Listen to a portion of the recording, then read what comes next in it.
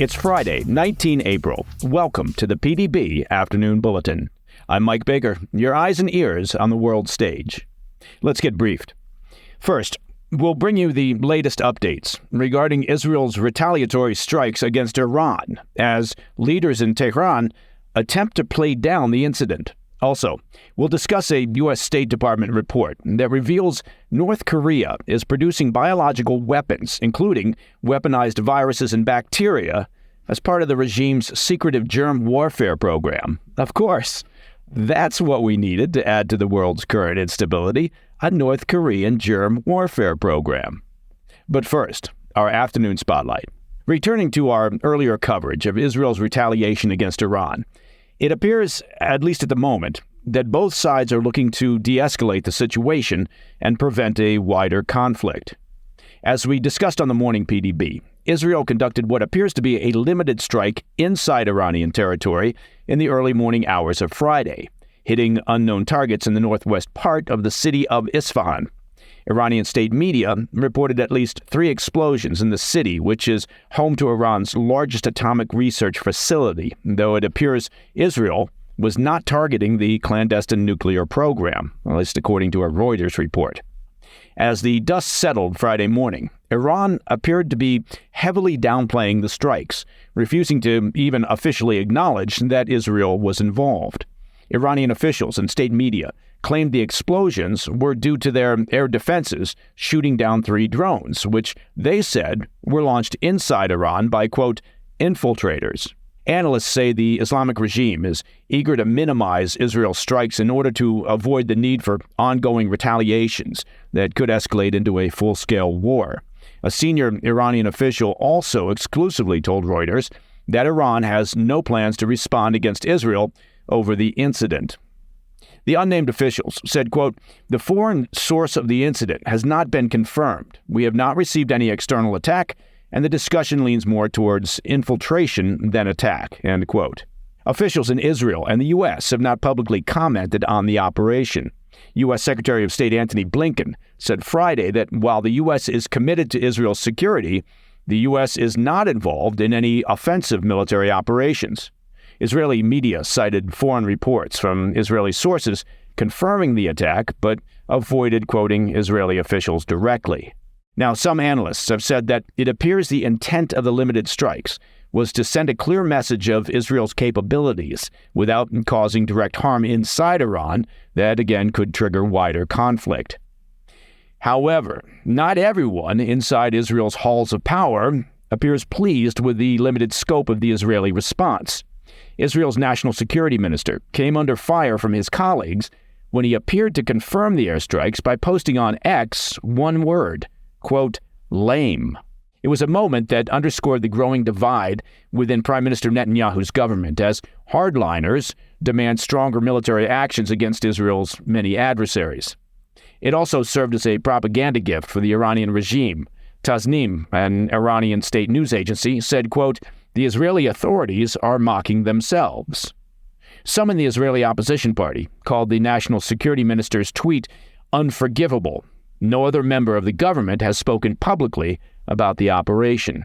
Israel had vowed a response after Iran bombarded their airspace with a wave of attack drones and missiles last Saturday. That strike, which proved largely ineffective, was itself a retaliatory strike by Iran following a suspected Israeli airstrike that leveled part of an Iranian consulate in Syria and killed senior IRGC commanders that were directly involved in supporting, resourcing, and guiding Iranian proxies, including Hamas and Hezbollah. Now, there's no official word yet from Israel whether any further action is planned against the Iranian regime, but for now, it appears any further escalation has been avoided. However, it's the Middle East, so stay tuned. Coming up after the break, we'll take a look at a State Department report that reveals North Korea is pursuing weaponized viruses and bacteria as part of the regime's germ warfare program. I'll be right back. Welcome back to the Afternoon Bulletin. I want to shift gears and revisit the North Korean regime. Reports indicate that they're pursuing an array of biological weapons as part of a clandestine germ warfare program. An assessment released by the U.S. State Department this week found that Kim Jong-un has been pouring significant resources into producing biological agents for military purposes, as well as technologies to covertly disperse such weapons of mass destruction. Like something out of an old James Bond movie. Of course, the Sean Connery movies were the best James Bond movies. The regime has reportedly developed poison pen injection devices and sprayers, among other unconventional technologies. Well, with a population that's mired in poverty and lacks basics such as a, healthy diet for their children, why wouldn't you use your country's limited resources to develop biological weapons? More disturbing, however, is the relatively new approach the North Korean regime is taking with regards to biowarfare. Analysts say the regime appears to have been at least partially inspired by the COVID-19 pandemic. According to the report, the Kim regime is creating weaponized bacteria, viruses, and toxins to use as biological agents. They also reportedly have the capability to use gene editing technologies like CRISPR to manipulate existing pathogens and engineer something even deadlier. While experts have long warned that North Korea could employ the controversial technology to enhance their weapons program, the report marked the first official acknowledgement from the U.S. government that the regime has this capability. While this will come as little surprise, the North Korean regime has long denied being in possession of biological weapons. And yes, that is not surprising. In theory, they're signatories to the Biological and Toxin Weapons Convention, which prohibits the stockpiling or use of biological agents. But as listeners to the PDB know, the North has never let prohibitions stand in the way of their military pursuits.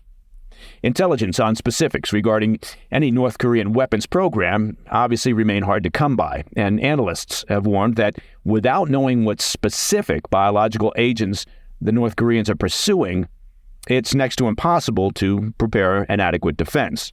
An expert on bioweapons at South Korea's Asan Institute for Policy Studies told NK News, quote, "It's really hard to deal with biological attacks. If we don't know what kind of germ they're preparing, then we don't know what kind of vaccine we need," end quote.